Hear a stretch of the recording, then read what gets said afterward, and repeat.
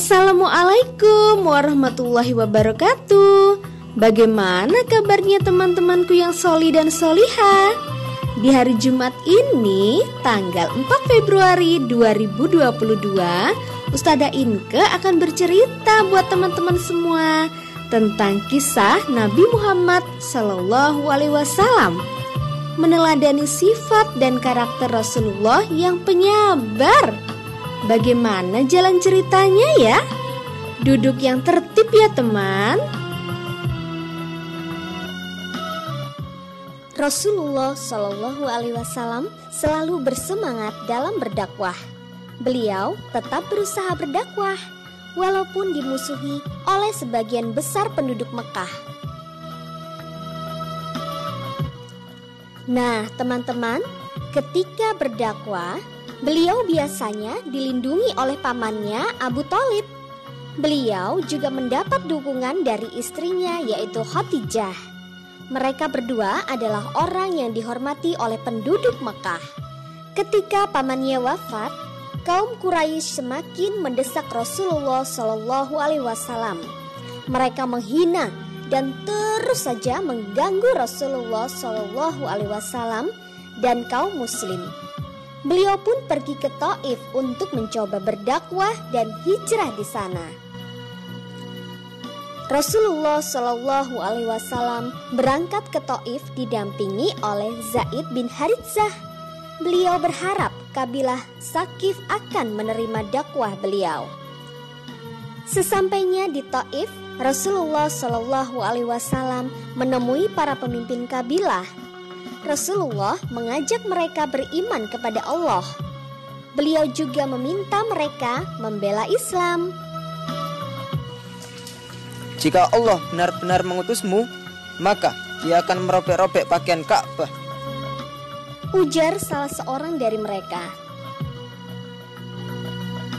Apakah Allah tidak menemukan orang lain selain dirimu? Kata pemuka kedua sinis. Demi Allah, aku sekali-kali tidak akan mau berbicara denganmu. Ketiga pemuka kabilah menolak dakwah Rasulullah. Mendengar penolakan itu, Rasulullah Shallallahu Alaihi Wasallam sangat kecewa. Beliau meminta mereka untuk merahasiakan kedatangannya dari kaum Quraisy. Mereka pasti akan semakin benci kepada beliau dan Islam jika tahu. Rasulullah Shallallahu Alaihi Wasallam tinggal di Thaif hingga 10 hari. Selama itu, beliau tetap berusaha berdakwah. Namun, jawaban mereka sama. Keluarlah engkau dari negeri kami. Rasulullah tidak putus asa. Beliau tetap menyampaikan perintah Allah. Namun, tak satu pun dari penduduk Thaif yang menerima. Tatkala Nabi ingin keluar dari Thaif, orang-orang berkumpul lalu mengikuti beliau. Mereka menghina dengan kata-kata keji dan melempari beliau dengan batu. Usir pria yang mengaku nabi itu. Pergilah kalian dari kota kami, dasar pendusta. Rasulullah dilempari batu hingga kaki beliau bersimbah darah. Zaid berusaha melindungi, tetapi kepalanya juga terluka terkena lemparan batu. Rasulullah Shallallahu Alaihi Wasallam dan Zaid pun pergi dari daerah itu. Setelah beberapa saat berjalan, mereka berhenti dan beristirahat di kebun anggur. Kebun tersebut milik Utbah dan Syaibah bin Rabi'ah. Rasulullah Shallallahu Alaihi Wasallam memanjatkan doa kepada Allah. Beliau mengadukan kesedihan hatinya. Hati Utbah dan Syaibah pun tergerak. Mereka merasa kasihan kepada Rasulullah. Mereka mengirimkan pelayan bernama Adas untuk memberinya anggur. Adas meletakkan anggur di hadapan Rasulullah dan mempersilahkannya untuk makan. Nabi berucap, "Bismillah," lalu memakannya. Tak disangka Adas terkejut mendengar ucapan Rasulullah. Ucapan itu tidak biasa diucapkan oleh penduduk sini. ucap Adas. Setelah berbincang lama, akhirnya Adas mengerti bahwa yang di hadapannya adalah seorang nabi. Dia pun mencium tangan dan kaki Rasulullah.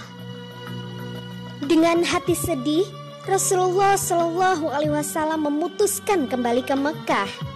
Ketika sampai di Kon al-Manazil, Rasulullah melihat keawan yang menaunginya.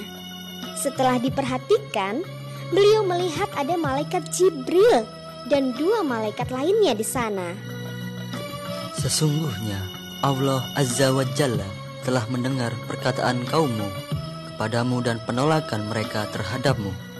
Dan Allah Azza wa Jalla telah mengirimkan malaikat penjaga gunung untuk engkau perintahkan melakukan apa saja yang engkau mau atas mereka.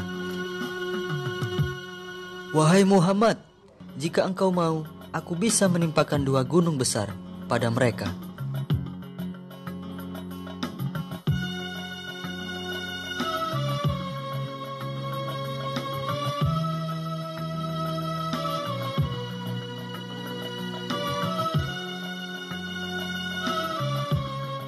Rasulullah menolak membalas perlakuan penduduk Taif.